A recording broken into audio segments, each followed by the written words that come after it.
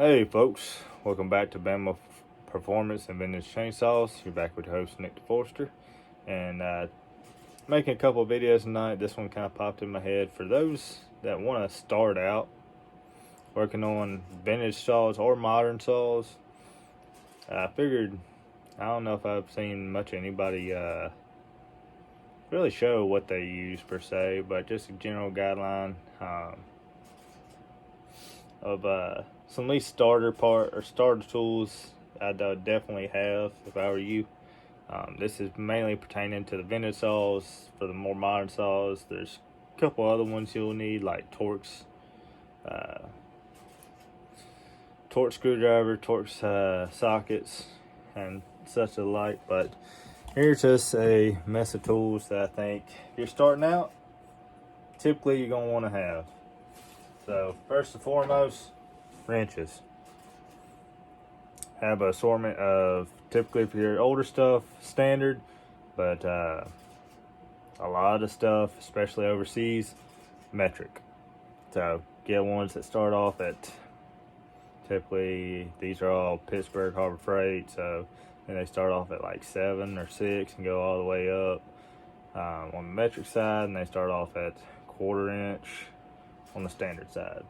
Get them all the way up.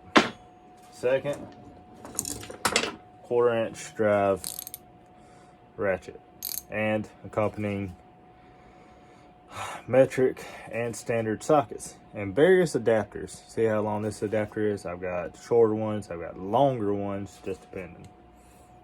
But very handy, more handy than the wrench by itself, but good to have both of them. Then you go up to like your 3/8. Same thing, 3/8 metric and standard sockets.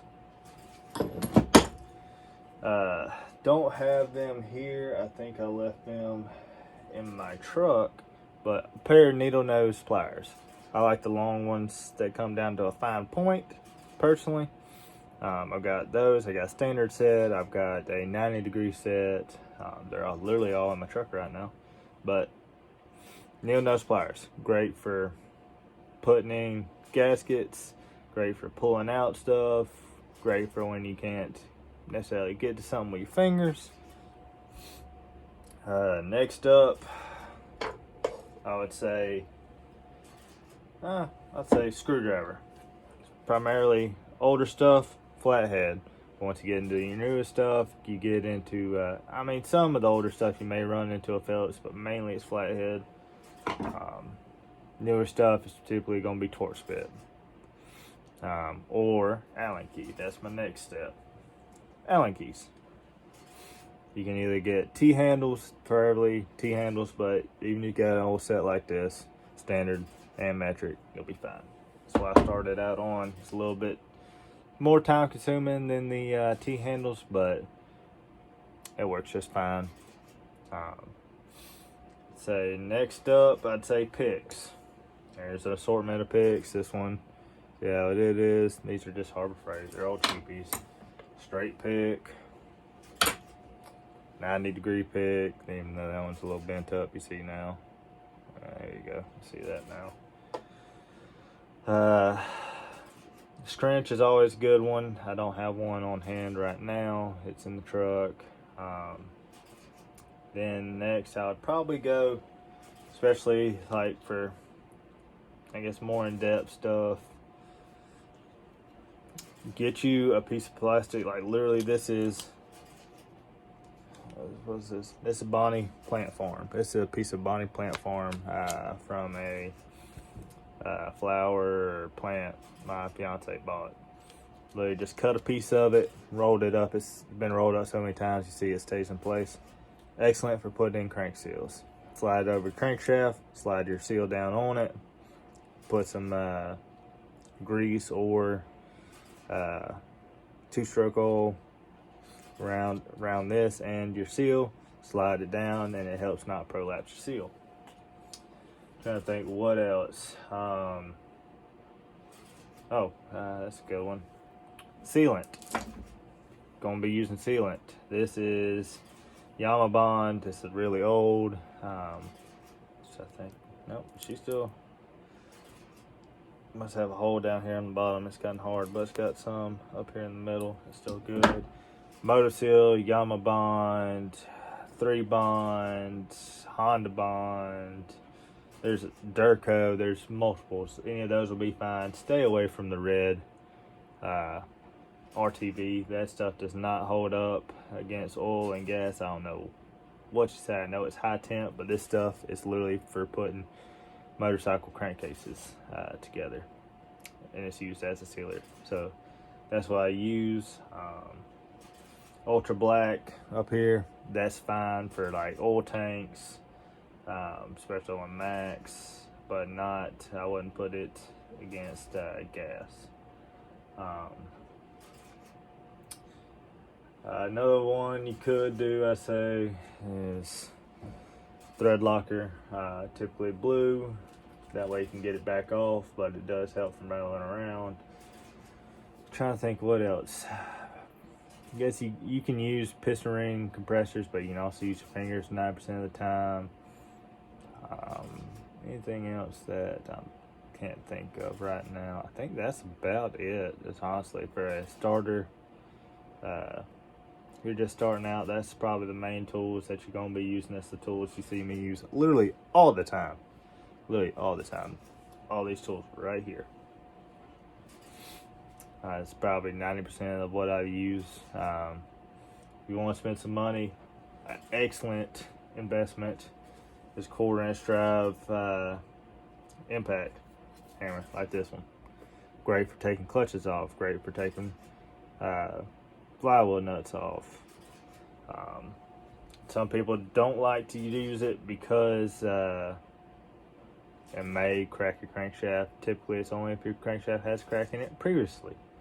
I haven't had any issues with it, and I've been working on them for 5+ years now.